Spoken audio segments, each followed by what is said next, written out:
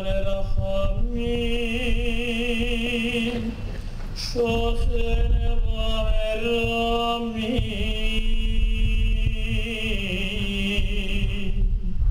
המצר מנוחה נכונה, הרי כנפי השכינה. במעלות קדושים טהורים וגיבורים, כזוהר הרקיע, מאירים ומזהירים.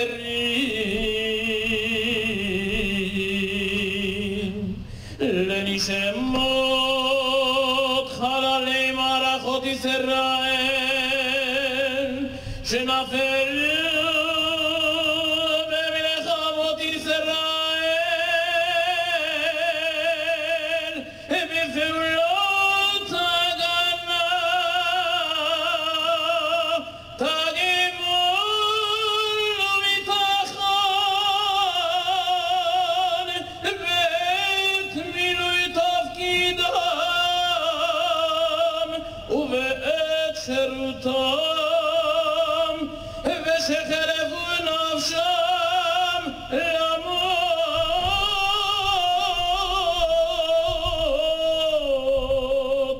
על קדושת השם ובעזרת אלוהי מערכות ישראל,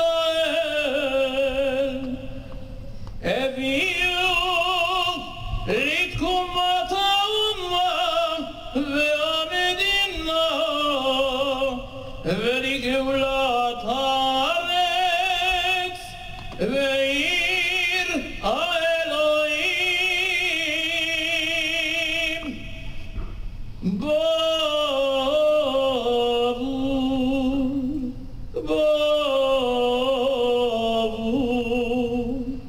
שאנו מתפללים לעילוי נשמותיהם, לכן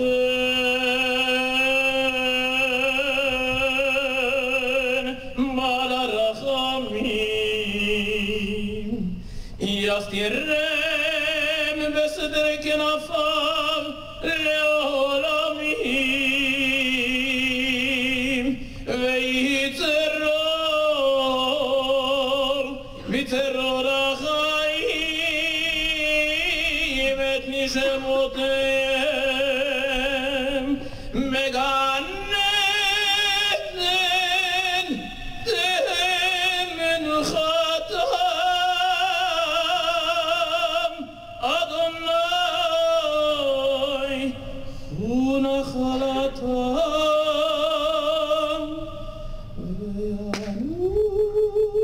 וינוחו בשלום על משכבותם,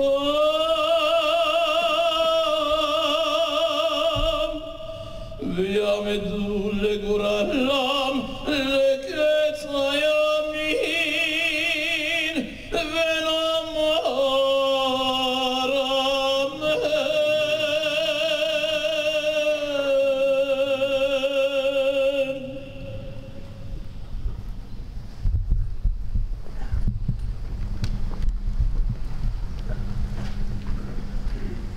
Please be seated.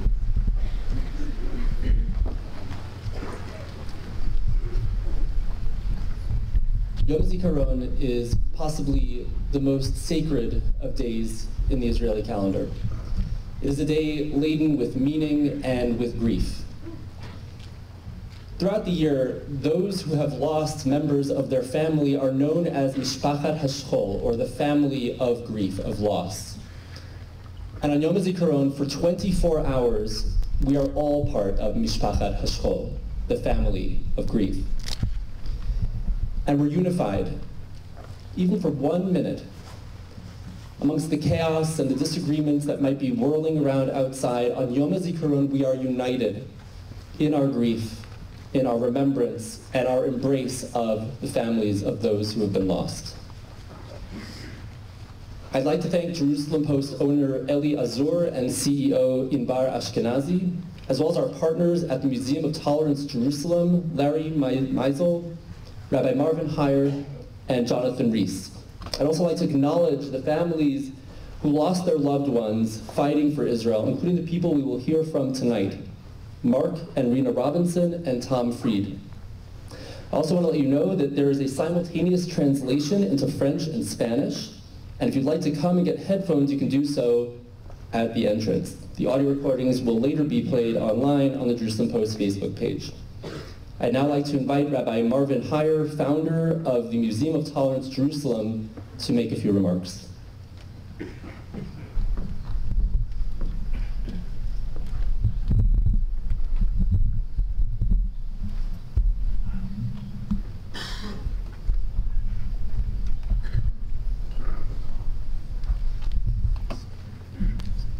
I'll never forget when I was 11 years old, my Zayda took me on the beginning, just a few days before the beginning of the festival of Sukkot, to pick up his esrog and lulav.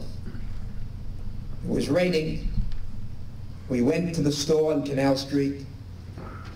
He picked up the lulav and the esrog, immediately opened the box, smelled the esrog, and began crying.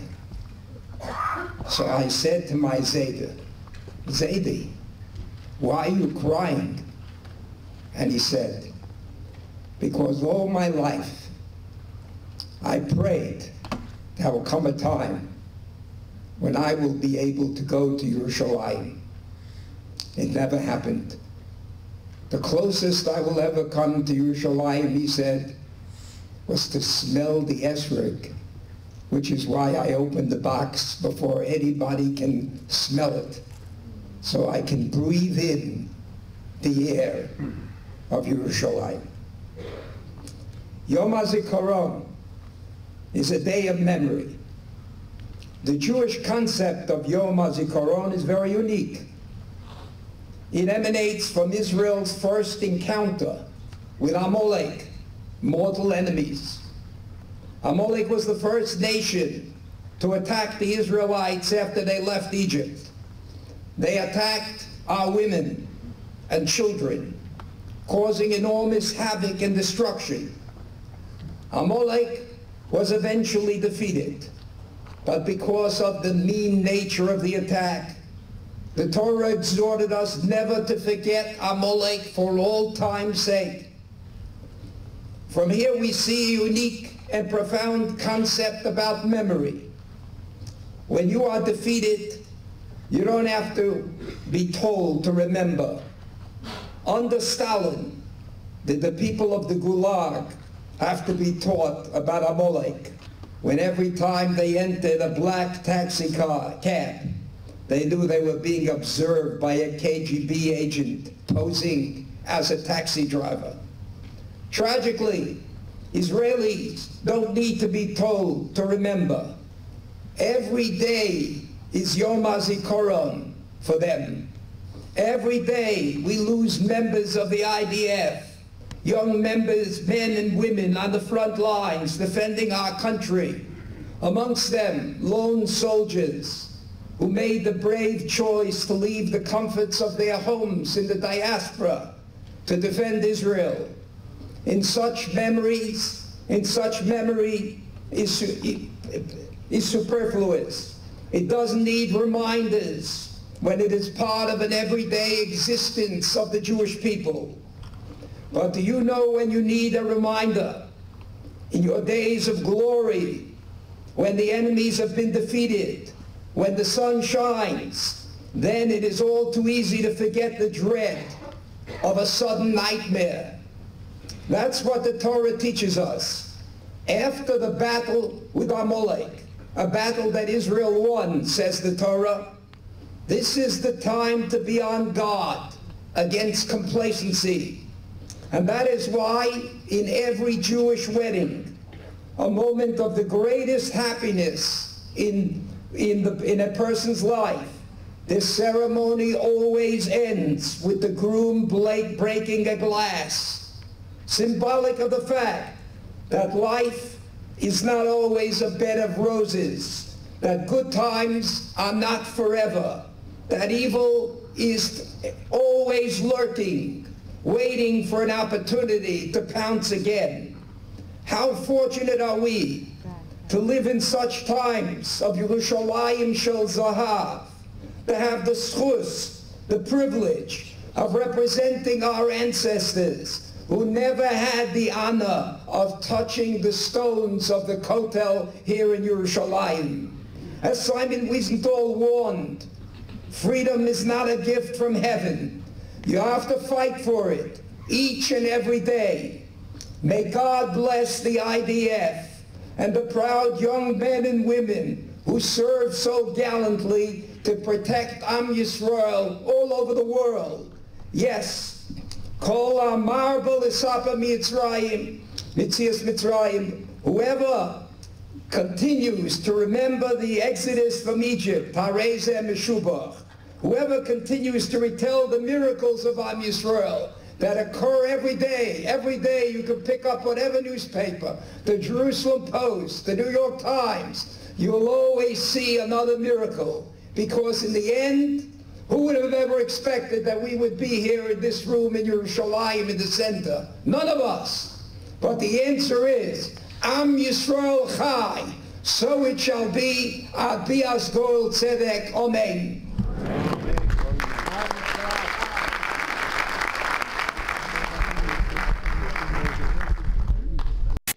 Thank you, Rabbi.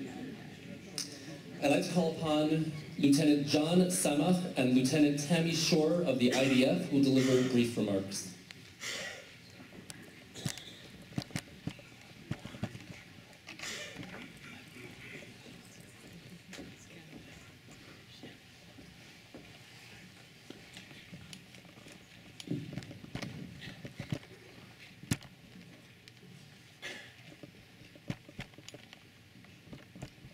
Distinguished guests, my name is Jonathan Samak.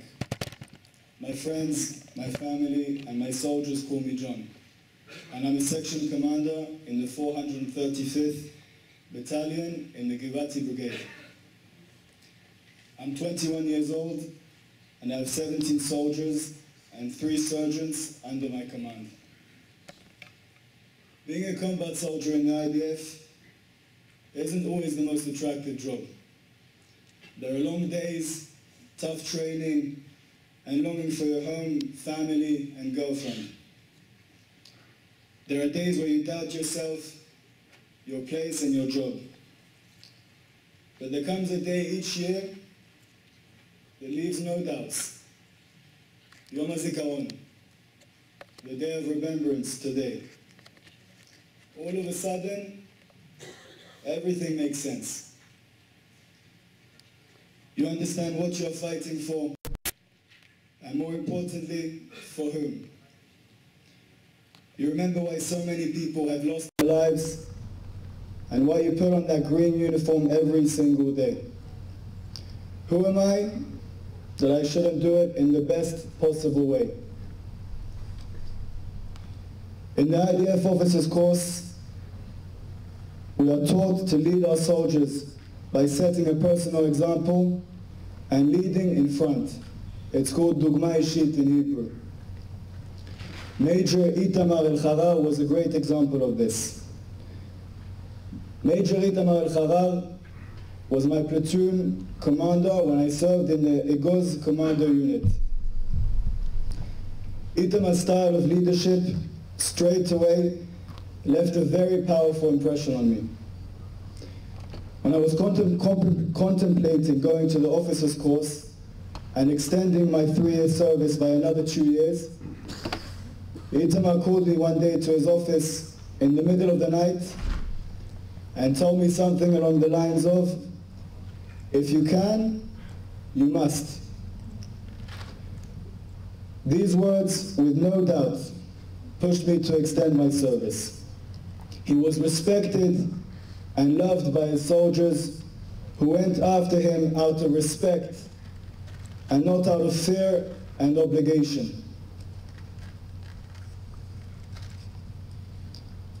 On January 12, 2022, Major Itamar Al-Harar and Major Ofek Aaron, both commanders in the elite Egoz unit, were killed in a disastrous military accident just over a year ago.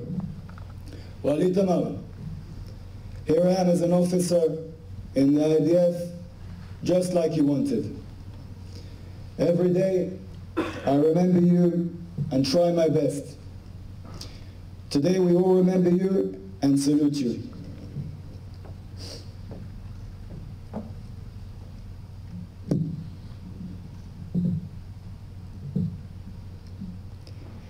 My name is Lieutenant Tammy Shore. I'm the head of the International Social Media Office in the IDF Spokesperson Unit and have 25 soldiers from all over the world under my command. We are gathered here today to remember all those who have fallen in the defense of Israel. It's a simple sentence that probably gets repeated yearly, yet it carries an immense meaning that we don't usually contemplate. We are here because they are not. We are standing on the shoulders of all those who sacrificed their lives so that our people can live in peace and security. For that, we are forever indebted to them. A few moments ago, we all stood together as one heart, one mind, and one soul to the chilling sound of the siren all across the country. As a nation, we remember our mothers and fathers, brothers and sisters, and sons and daughters, all bravely shielding us with their ultimate sacrifice. We salute every single person that allowed us to be standing here today, free from the chains of oppression. To them, we dedicate a minute of our silence. To them, a minute may not seem like that much. To us, a minute may not seem like that much, yet to them, it's a paradox. The paradox of silence. The absence of their voice is more noticeable today than ever, and yet they are silent forevermore. The silence of the thousands of soldiers who fell in Israel's wars, who by fire and sword, who in battle and war, allow us to guide and decide our own destiny as a people. And as the memorials begin, we don't just remember their names. We remember their smiles, their laughs, their embraces, and the last words we ever spoke to them. The courage of our soldiers is an integral part of who we are, going back to the bravery of our forefathers, through the beginnings of our state, a legacy that continues to blaze stronger than ever today. The bodies upon which our liberty is built upon are not just relics of a single day. We collectively carry with us the burden of loss every day of our lives and vow to always respect and honor them and never forget their legacy. On September 14th, 2022, 30-year-old Major Bal Farach, a deputy commander of the Nachal Brigade's Reconnaissance Unit, was killed while leading his troops into battle near a village north of Jenin, where he bravely fired back at terrorists. On October 8, 2022, 18-year-old Sergeant Noah Lazal was killed in a terrorist attack while on duty at the Shuafat checkpoint in Jerusalem. She was a combat soldier in the Erez Battalion of the Military Police Corps. On October 11, 2022, 21-year-old Staff Sergeant Ido Baruch was killed in a shooting attack at the Ganot interchange. He served in the Givati Brigade's Reconnaissance Unit. Every soldier that drafts into the fold of the IDF has to stand in unison and swear our fealty and allegiance to the state and the people of Israel. We all stood there and repeated our pledge. Yet not everyone who pledged is able to accompany us today. It is those people that we sworn in with that we remember the most today. The ones who fell while carrying out their mission out of a sense of personal and national commitment to Israel's civilians and sacrificed their lives for us. We recognize that pledge today and remember all of the soldiers that didn't just give up their lives, but also their deaths in the service of their homeland. In the words of Major Farah's brother Amos, how much strength you had, how much bravery, resilience, leadership, and love you had. Mom's home is full of young people crying and in pain. Students you taught how to ski and surf. Your soldiers and commanders from the military. How can you say goodbye to a brother? In the name of the IDF, we make two promises here today. To those who are no longer present with us, we promise to remember you today and every day, and to never let your deaths be in vain. To those of us who are still standing here, we promise to keep on fighting for the freedom of our nation, and in the defense of the state of Israel and its people. Thank you.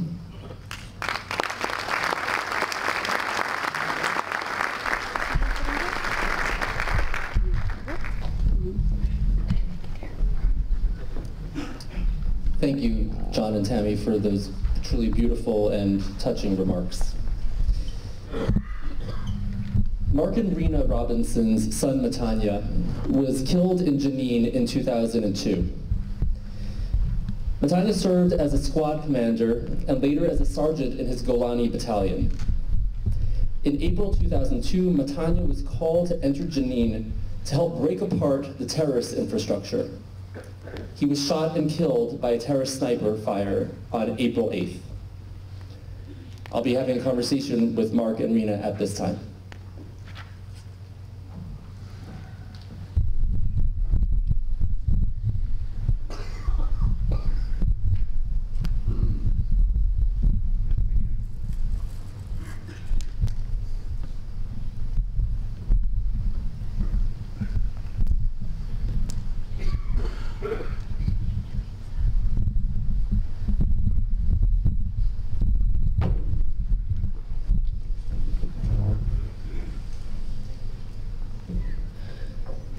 Mark and Rena, thank you so much for being here with us this evening. Could you tell us a little bit about your son? Who was Matanya? So we came on Aliyah in 1979, a little after we got married, and we went straight to Kibbutz Tirat Tzvi with the Garin of Bnei Akiva. And Matanya was born about a year later, the first of our 5 children. He was born blonde, blue eyes, very angelic looking, very easygoing, a delight. We called him Matanya after Mark's father, whose name was Theodore. But as time proved, he's really turned out to be a real gift from God.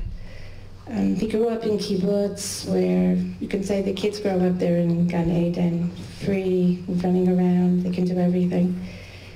And he went to the school in Stelio from 1st grade to 12th grade. As a teenager, he was very active in volleyball. He loved playing volleyball, and he majored in communications. That was very important to him. Give him a camera, and he was happy as can be, filming or taking pictures of nature. They say how he once stood a half hour in front of a bee to get him just at the right angle. And everything was great. And then you finish high school, you have to decide what you're doing. He knew what he wanted to do. He was also very, very serious, never went after, never fooled around, never anything.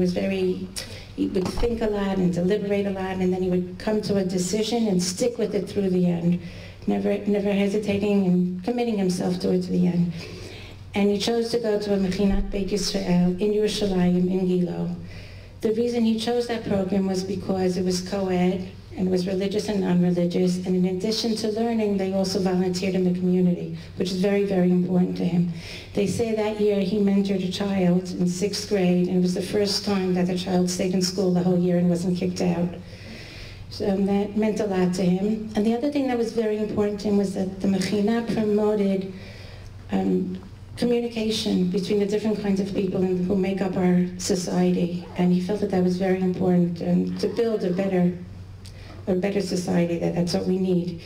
Shabbat would come and they would have to decide how their Shabbat would look. There would have to be a discussion between the religious and the non-religious, and that was very dear to his heart.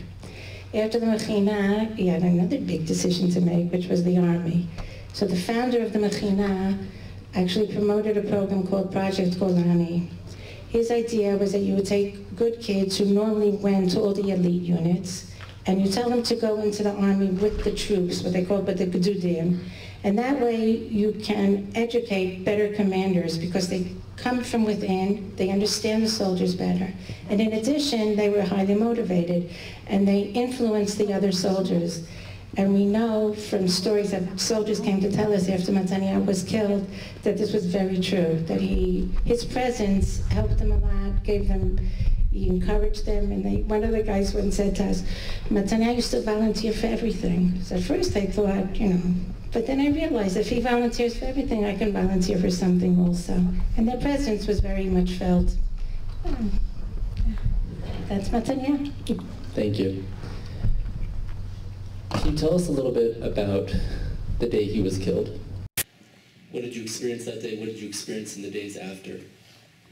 Okay, the day that he was killed, we take you back to the Park Hotel where there was the terrorist, and obviously being a religious family, we didn't know anything about the explosion there.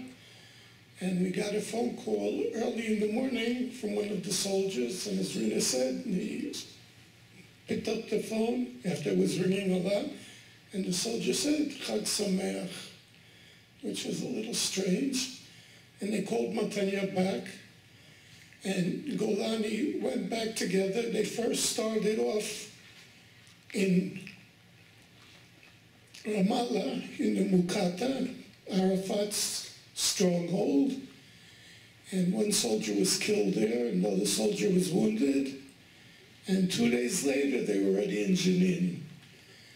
And we knew from Jenin, Netanyahu told us that he had been in Jenin before, and that the fighting was going to go slow and easy. They knew where they were going. What they didn't know was that there were a lot of terrorists that were on drugs, and they were really hyped up. And we even Rina spoke to Netanyahu the night before, and he said, he needed a new battery for his cell phone because there was no place to charge it.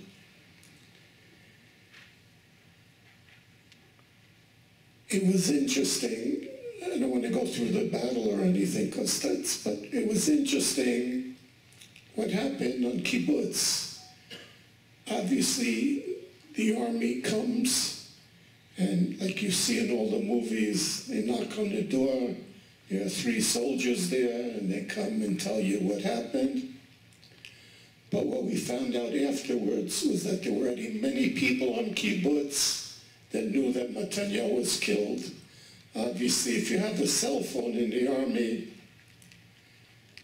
things travel quickly. Obviously, nobody wants to hear that their son was killed. And I don't care, everyone can say a gibor or a hero. I'd rather have a live son than a dead hero. And when we were sitting there and waiting to get more information, at that time also, as you heard, there were all kinds of terrorist attacks, and I had a pistol because people in the kibbutz were carrying pistols. And after sitting with it digging into me, I said, I have to take it and put it away. And what I do is I take it out of the holster to take out the clip. And as soon as I took the pistol out of the holster, one of the soldiers came flying and hit my hand, because he obviously thought that I was going to commit suicide. I just got angry at him that the gun hit the floor. But it was difficult, and people are coming in. You don't know what's happening because the battle is still going on. We kept hearing that the company commander and the brigade commander are all going to come and tell us what's happening. And when they finally came, the brigade commander had been in Shechem, in Nablus, so he didn't even know what was happening in Jenin. So it was a very difficult thing that you're sitting there, what happened? And in the meantime, like everything else, you're hearing all kinds of stories. This happened, he was laying on the ground there for 15, 20 minutes and nobody helped him, which we know wasn't true, that people came to assist. One of the soldiers that tried to help him, Shmuel Akiva Weiss, was also killed trying to help him. So we know that none of that was true. And to this day, you wonder, exactly what was, what wasn't. And we keep on hearing different stories, additions, not different, but additions to the original story. What have you done to keep your son's memory alive? What sort of commemorative activities or efforts have you undertaken to ensure that his memory isn't lost? The truth is there are a lot of things. I will say that though, you could even say the world was so supportive. It was, if you recall, in 2002, that it was terrorist attack and world Jewry was really with us and for us. And we had so many people who offered to do things. And one of the things we realized right away was, if anybody wants to do something for Matanya, we're not gonna say no. That as long as they were doing it, it was a blessing. So we have a lot of things and a lot of people there. This is 21 years ago we're talking about it. These people are still in touch with us, and they do. So one of the things I mentioned, Matanya was an avid volleyball player.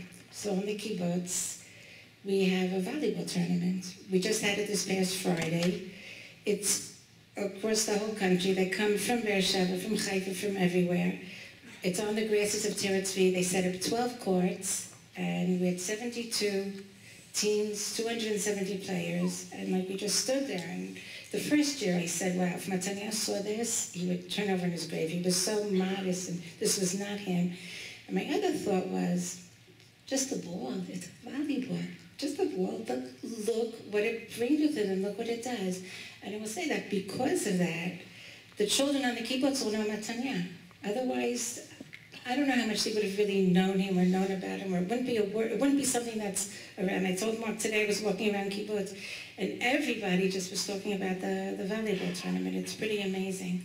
The other thing is in the Mechina where he learned, they fixed up, they refurbished the building, and they call it Beit Matanya. And to this day, we have a strong connection with the Mechina.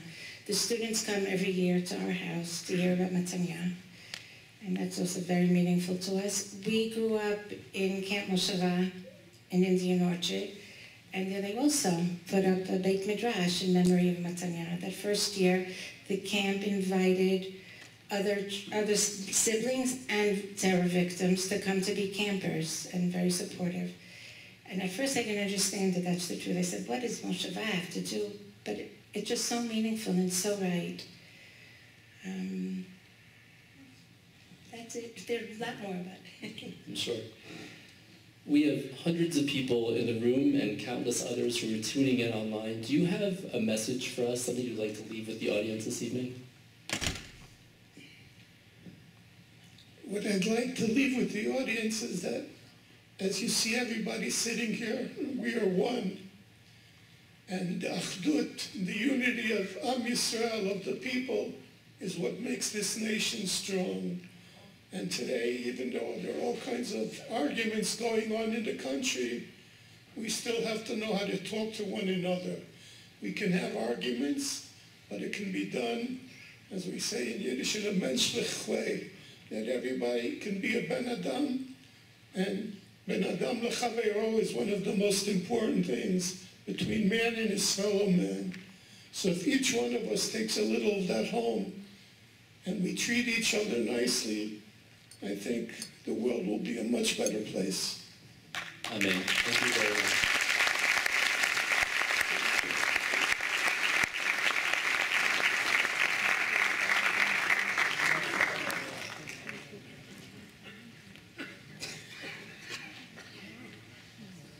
you. I'd like now to call to the stage Tom Fried, whose parents Andre Fried and Edith Fried were both killed in the Park Hotel Passover massacre in 2002 that led to Operation Defensive Shield. Tom Fried is one of the survivors. He'll be interviewed by Maayan Hoffman, Deputy CEO for Strategy and Innovation of the Jerusalem Post.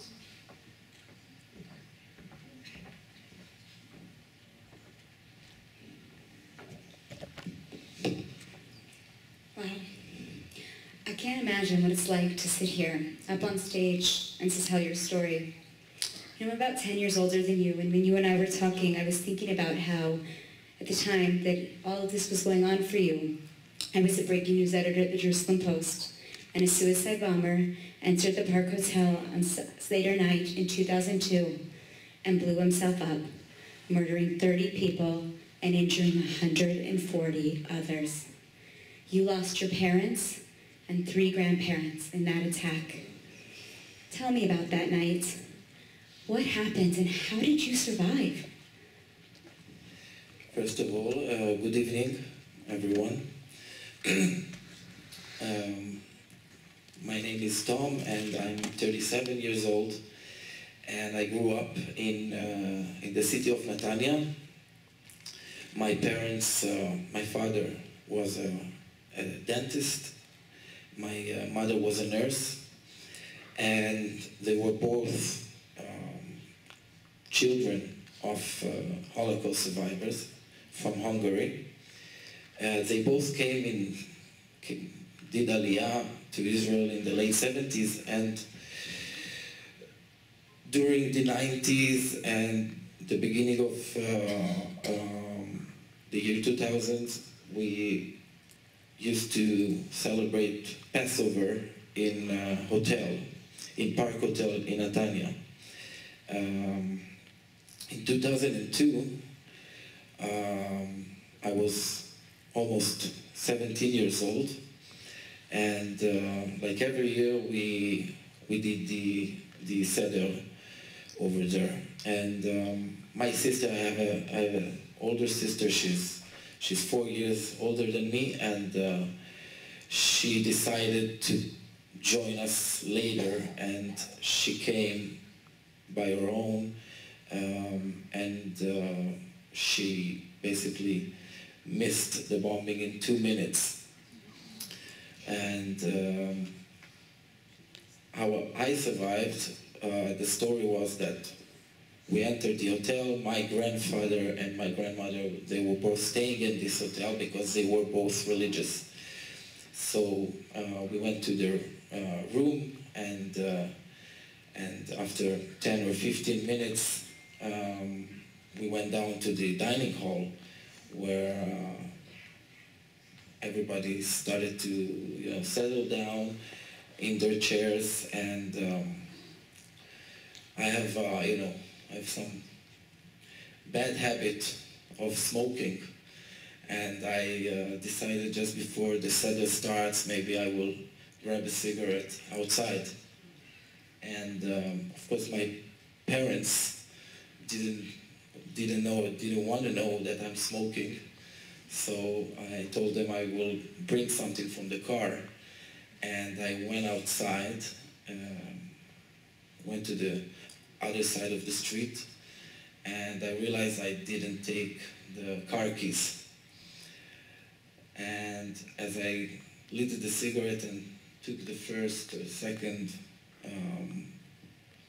blows, I heard the bombing. I saw a big light, and at first I thought, maybe something fell, some lightning fell in the dining room. But as I walked throughout the hotel, I saw injured people coming out, and that's when I realized it was a bombing. As Mark and Rina mentioned, it was in 2002 during March. Here in Israel, we call it Black March because I think more than 150 people died during that month in terror attacks all around Israel. So basically, it was easy to figure out it was an attack. And what I understand is that it took until 2 a.m. for you to discover that your parents were among the victims. Yes, after I realized, I went in the hotel and I tried to go into the dining room, but it was all dark and the ceiling collapsed, so it was impossible to go inside. When I went outside, I saw my sister in the car. She was looking for a parking spot, and I think she didn't realize it was a bombing.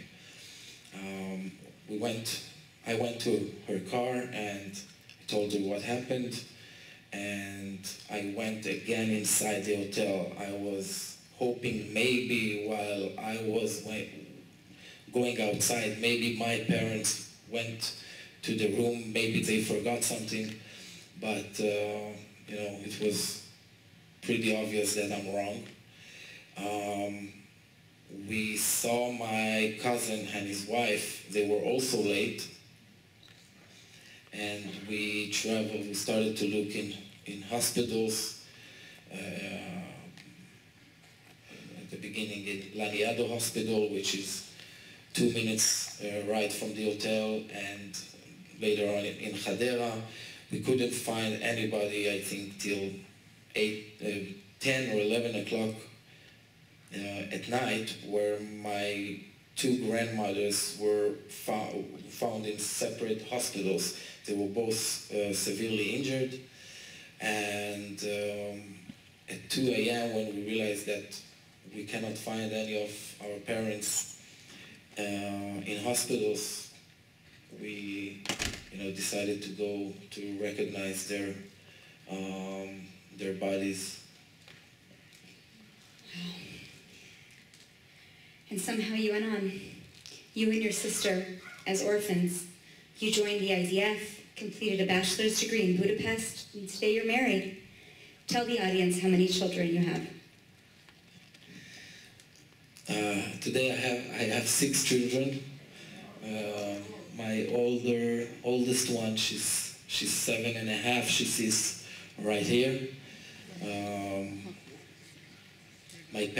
Basically every child has is named after one of our beloved ones who we lost in the hotel. We still have one name that we need to fulfill, but my wife, she said 6 is enough. But tell us how you manage.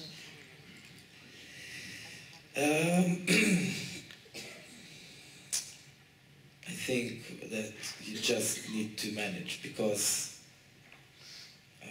life is about surviving. And of course, at first you're in shock and overwhelmed, and the first 3 or 4 years were a battle. You're 16, 17, 18 years old, you finish high school, barely finish high school in my case, but I finished, and joined the military service, and then finish it as well. It's a battle, because at that age you need somebody to support you. We come from family that, as I mentioned, the Holocaust were a big issue in our family. So I think that my parents were both educated to be independent by their parents, and our parents did the same with us. So I think that after 3 or 4 years, we started to go on the tracks. I finished the degree, I lived a few years abroad, came back, got married, but still it's a struggle. I do suffer from PTSD. Doing all the treatments that I can to make it less severe. And you know, my friends and family today are with me, so they're helping. Can you still celebrate Passover? I mean, did you celebrate Passover after that year? For the first, I think, 7, 8, maybe 10 years after what happened, I barely could celebrate it. It was a holiday which I really liked when I was a child, but after 2002, it was very hard for me. Therefore, you know, I lived a few years abroad where I didn't need to celebrate it. But you know, since I have a family of my own, so my wife, she's pretty religious. It's important for her, so I do all my effort to be there, except of the cleaning parts, of course. Not me. So what's the final message you'd like to share? How do you hope the world remembers your parents and other victims of terror? As I get older, both Yom Hazikaron and Passover for me is harder emotionally. But I was thinking earlier, I read something that I found it very similar to my feelings, that Yom Hazikaron is where we lost the battle, but we won the war eventually. And that's what somebody, I can't remember who said that, but I really like that message. My parents, I'm sure my father wanted me to be a dentist, but I'm not. But today we try to establish some scholarship after their names, because I know how education was important for them. Thank you so much, Tom. Welcome.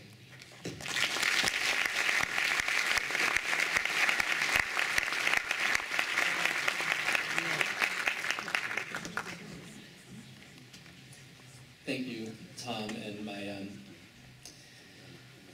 I'd now like to invite 4 lone soldiers to the stage to be interviewed, young men and women who came on their own to fight for the state of Israel.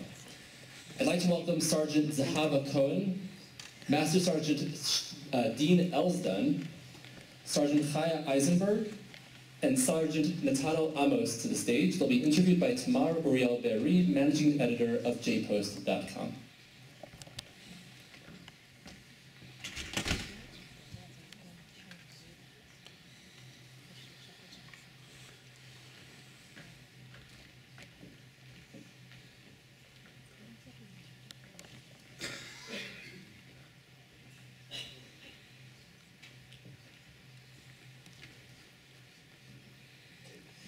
Hi everyone, we have just one microphone today, so we're going to play a game of Pass It On. So let's start with the obvious question. What made you decide to make Aliyah and become soldiers? So first of all, my name is Nathaniel Amos. I made Aliyah 2 years ago. For me, being a lone soldier and making Aliyah it was always very important for me. I grew up in a small community in Montreal, very Jewish, and it was always embedded in me, the state of Israel, and you know, it was always there for me when I was a young kid. So I feel like I feel I have to do my part, and you know, given like thankful for the opportunity to put in my part and to do my part of the service. Hi, my name is Chaya Eisenberg. I made Aliyah around 2.5 years ago. From as long as I can remember, my father would always speak about making Aliyah one day. It was his biggest dream. For as young as 5 years old, I remember my dad always speaking about it, and so it really stuck in my head. And I knew that one day I was going to live in Israel and I was going to make Aliyah.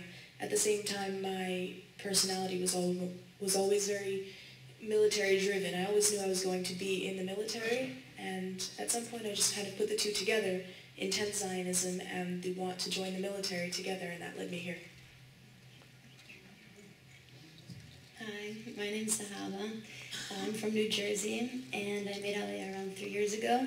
I actually did Ulpan in Australia, so I have heard of your story, Mark and Rena Robertson, and he's amazing, and we won't forget him, truly.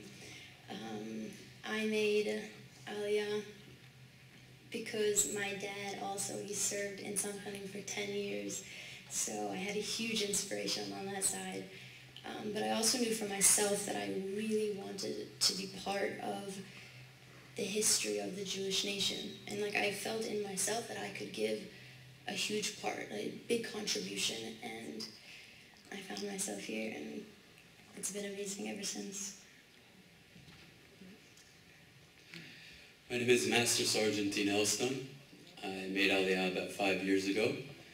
I came as a lone soldier from Miami, Florida, with a vision of being something bigger than myself, being a part of something greater, and being a part of a history, and embedding myself into this amazing nation that we have.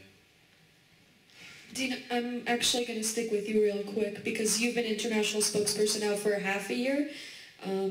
From your perspective and from your experience so far, what would you say is the biggest challenge the IDF, Israel Police, Israel's defense forces in general have to battle on the international stage? So, as my job, I'm the spokesperson for both the Israel Police and the Israel Border Police, which some of you might know as Magav, with the gray uniform, which is a bit of a hybrid between the army and the police. My main challenge, which is not in a bad connotation, it's what drives me, is to give legitimacy to what we're doing. We're defending our nation, but we're also defending our identity as Jews and as people who just want to live.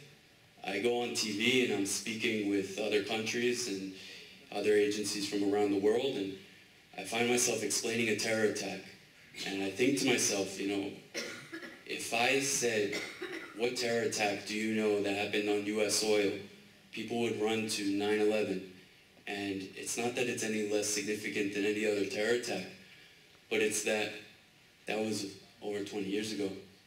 And we deal with terror attacks or attempted attacks every single day. And it's my job to really move that message along to the rest of the world, to the international stage, so that they can understand what actually goes on here every day. Right, Zav, you actually served specifically in the Old City Battalion, and you didn't make Aliyah alone, I understand it, right? Yes, I made it with my brother, Ram. We did it together. Well, it's amazing, but I have to ask because I think the Old City attacks and hearing about Old City Border Police is one of the scarier things in terms of security services in Israel. Is this kind of day in particular, where we remember fallen soldiers, or remember people that were in units like yours, or in your unit itself, is this kind of a scary experience, would you say? Well, first of all, on the Old City, I know that the connotation of it is, it's very sensitive, it's a place that a lot of people want to maybe avoid, but I personally think that the Old City represents beautiful values, not just for the Jewish nation, also Christians and Muslims. And there's three main holy sites that they come to visit. And that's why our unit is there, because we want to make sure that we ensure that they can come and visit on their own free time, where they feel most like themselves. You know, this is their religion as well. So really when I see the Old City, that's what I feel, that's what I believe in. And it's true, the Old City streets have seen some horrific things.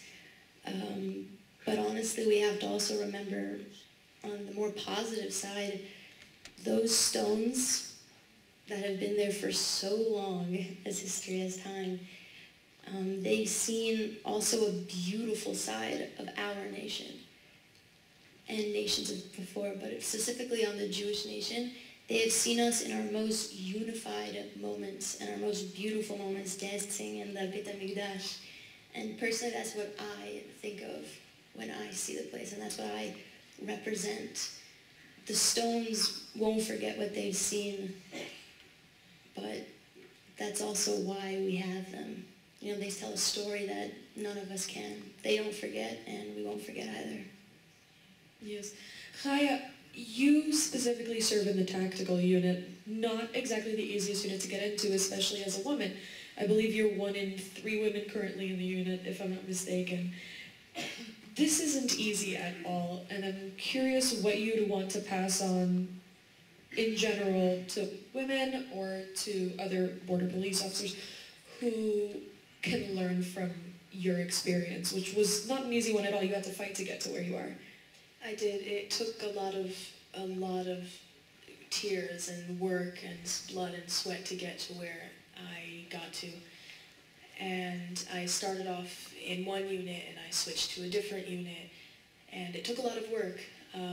But the only reason why I succeeded in the end was because I was very clear on what I wanted. I knew exactly what I wanted, and I knew that at the end of the day, and it's something that I tell everyone, whoever I meet who's going through similar struggles, I tell them that if you want something, you can get anything that you want, you can fulfill any dream that you have. It's just a matter of how much you are willing to sacrifice for it and how much you are willing to work in order to get what you want. And there are other things that I've worked for and I haven't succeeded. And when I look a little bit deeper into it, I realize I didn't want it as much, or it wasn't as important. But specifically getting to where I am today, it was one of the most important things that I could do, and now I'm one of 4 girls in the division that I'm currently based in, and it's one of the greatest things that I've ever managed to do. I'm very, very grateful for it. Wow. Something that, a Hebrew term that I think applies here is lo muvan me'elav. It's not to be... I had an audience reaction, I'll take it. Nathaniel, you serve at Givati, if it wasn't obvious to anyone by the purple beret. And you came to Israel, you said before, specifically a lot of inspiration of Jews should serve Israel, and that's how you felt coming here. In Givati, for the most part, I'm sure you're not the only Ole Chadash, but certainly a rare few. How do you feel that your inspiration for serving, and for serving in a combat unit as well, kind of connects to the soldiers that are around you on a day-to-day? For me, in the end of the day, it doesn't matter what blood you smell, red, blue, green. If I see that you're wearing the same color uniform as me, and you're hurt, I'm going to be there to switch you out, and I believe that they'll do the same for me. It all comes from the same ideology that we're to serve and protect, and we all have strong feelings, you know. We had a long basic training together. We had a long basic training together, and we built the strongest relationships. So I'm curious as a follow-up, because you see it as like very much of an honor to serve in the IDF. And this is a question for all of you guys. On a day especially like Yom Zikaron, Remembrance Day, it's hard to set aside the dangers of what you guys are doing, especially as people who are walking on a day-to-day in a uniform in a country that is in constant conflict. So would you consider your choice to serve a sacrifice of sorts? Could be a little bit of a sacrifice, but like regarding family, you know, I may be missing out on my mother's birthday or my brother's first basketball game, but it's a true honor to be able to serve at this day and age, and I could also say that I made the friends that I made in the army and the lone soldier community, I could consider them family. So.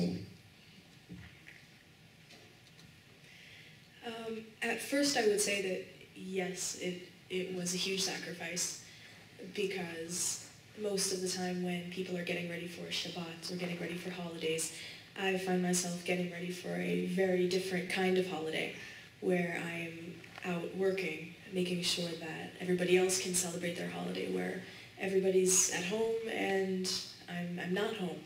And so in that context, it is a sacrifice. I do feel like I'm missing out on a bunch of things. But when I think about it just a little bit more, and you don't have to think too much more, there's a reason why I made Aliyah, there's a reason why I'm here, and it's honestly my honor and my pleasure, and I never wanted anything else this badly. And in that way, I don't see it as a sacrifice at all, because I happily do it. First of all, beautifully said, and I 100% agree. But also on that note, I think that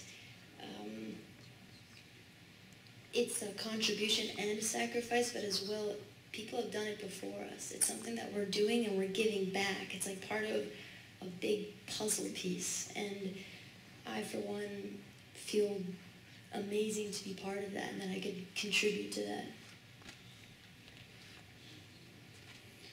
I had a couple of minutes to think about what I was going to say, and I really, the one thing that stuck with me is it's not my sacrifice. The sacrifice was my parents who were back at home, who, if I didn't answer them within 24 hours, the entire base would be looking for me.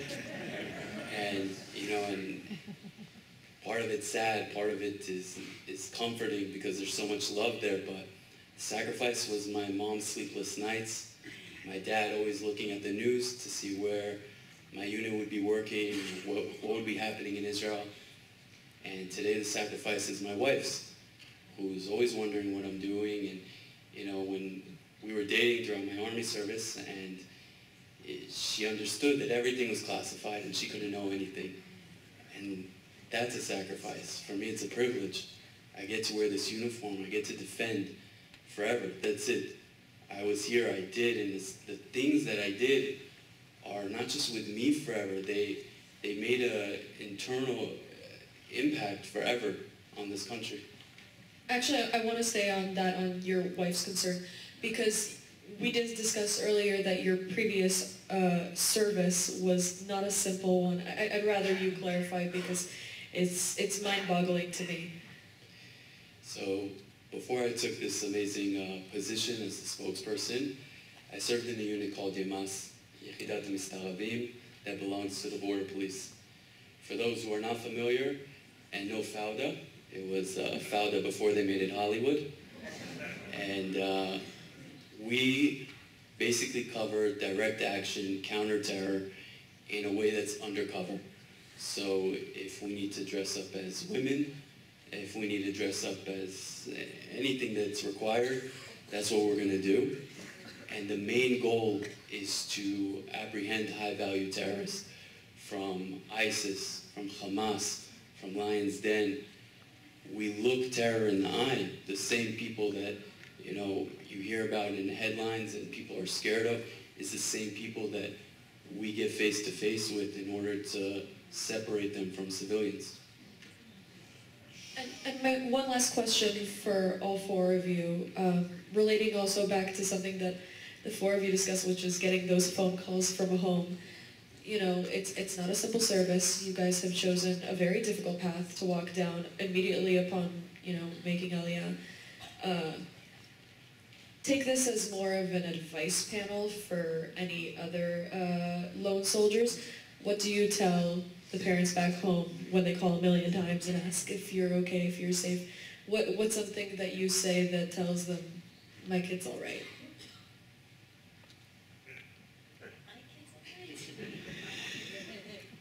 There's no right answer, There's no right answer. But my parents know that I'm doing what I love. They know that I did what I loved, what I wanted to, what I set out to. And I think just saying I love you, saying hi mom, just giving that to them, giving them the attention that they want. If I was in America right now and my mom called me every 24 hours, I think I would change my phone number. But here I give that to her. Whenever she calls, I pick up. If I have a minute, I'll call her just to show her that I'm here. So this wasn't mentioned before, but I have a lot of siblings. Why don't you share just how many, because I don't think many people will believe you. From my mom and dad, like from them both, it's 12. And and then there's like 2 from my dad's side and 1 that we adopted. So big family. So anything that happens in the old city, there's like a code that I have to put out on the group chat. There's like these 2 emojis that I put out and they're like, oh, she's okay, it's okay. But it's beautiful, like, it's scary, like I understand on their end because they're waiting for me to say something. They're waiting for me to say that I'm okay, like everything's all right, don't worry about it. But it's also, on the other hand, beautiful to know that you have a group chat of people like waiting for that reply, like waiting to know that you're okay and that they're proud of you and they support what you're doing. I think for my family specifically, it's the hardest part is just the not knowing, because I'm here, I live it every day, my friends are living it every day.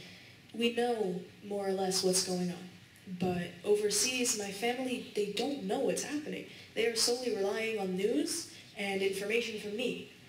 And so what I do as often as I can is I send pictures, and I send not even pictures of things that like of work, but even if we're on base having a good time, me and my unit having a barbecue together, I'll send them videos. And if we're going out to a mission, I'll send them a picture. Hi, we're doing good, I'll be back soon, I'll text you later. Just so that they can feel like they're a part of it too. Because once they feel like they're a part of it and they know what's happening, it has a calming effect, I feel.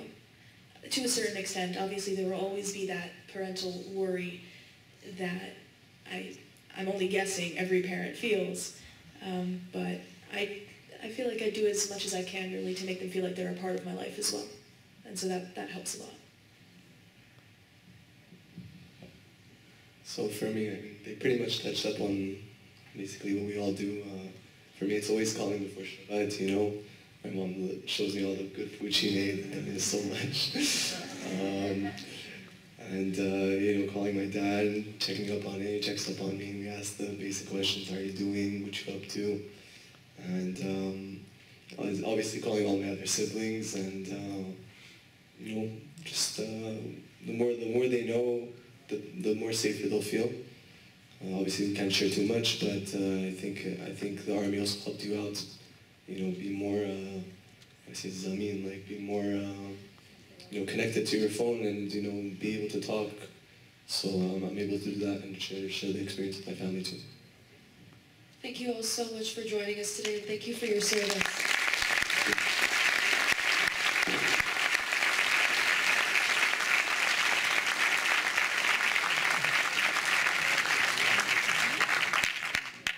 Thank you all so much, and let me echo Tamar's thanks for your service and also for your inspiring remarks tonight. Please join me in welcoming Susanna Bobis-Ziv for a musical interlude.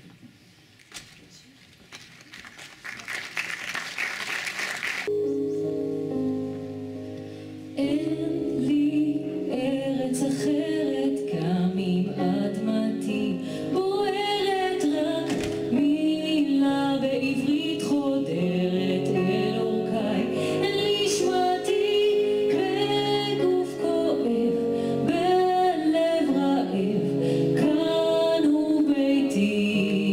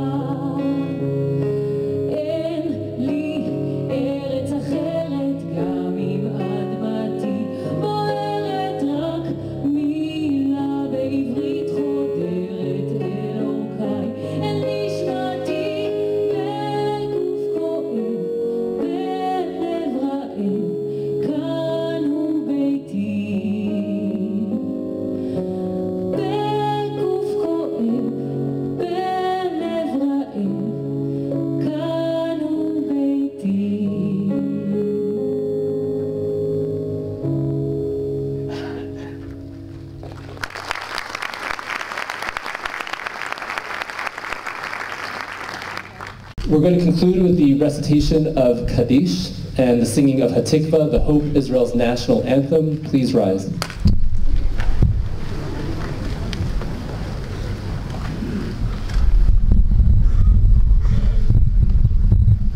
גדל ויתקדש שמי רבה, קהל מה דברי חירותי וימליך מלכותי, וחייכון וביומכון ובחיי לכל בית ישראל, בעגלה ובזמן קריב אמרו אמן.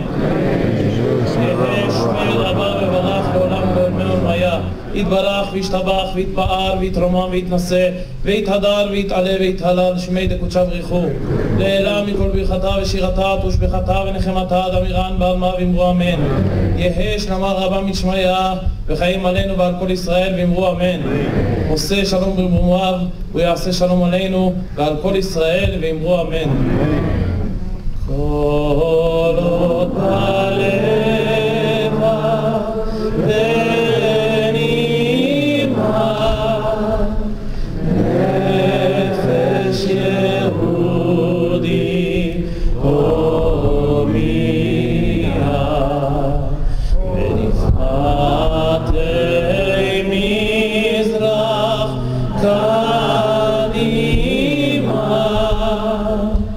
עין לציון צופיה עוד לא אבדה תקוותנו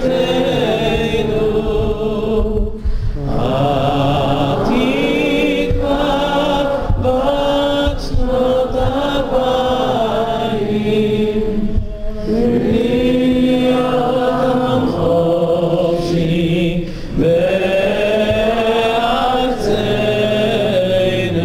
ארץ ציון ירושלים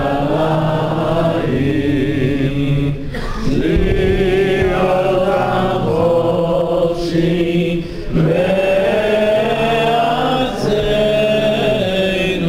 ארץ ציון ירושלים.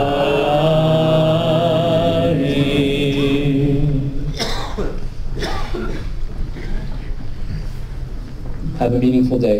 Lilah Tov.